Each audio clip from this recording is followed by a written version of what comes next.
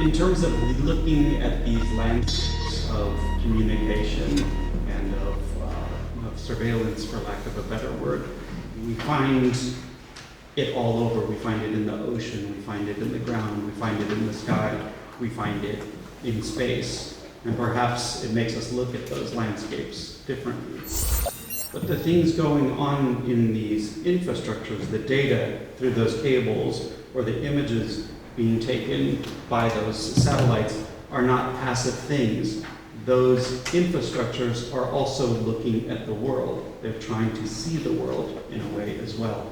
And so this led me to want to understand what the world looks like through the eyes of these technical systems. So we are arriving very quickly at a point, and have in fact probably long past the point, where most of the looking at images going on in the world is being done by machines for other machines, and we're not a part of that. So I went through all his papers, at least the ones that still survive. He burned most of them at the end of his life because I think he was embarrassed about these mind control experiments. But I was able to go through his papers and reconstruct what he thought this standard head or this ideal head might look like. And I made a sculpture out of it. And for me, this was thinking about what are the present analogies to things like Greek sculpture, to the ideal forms that are built into systems.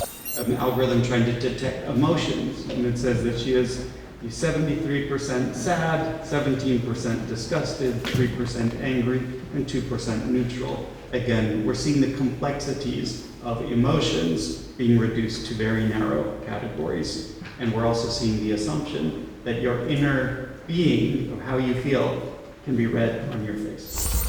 And again, I'm interested in not only this conversation with the other people that are alive today, but interested in this conversation with people in the past, and trying to talk to the past and perhaps talking to the future about what this moment in time looks like. Because I think that learning how to see is not obvious and is not natural, whether you're a human or you're a computer vision system or what have you. And for me, that is really what I want out of art, is simply trying to learn how to see. And that can sometimes be much more difficult than you might think it is.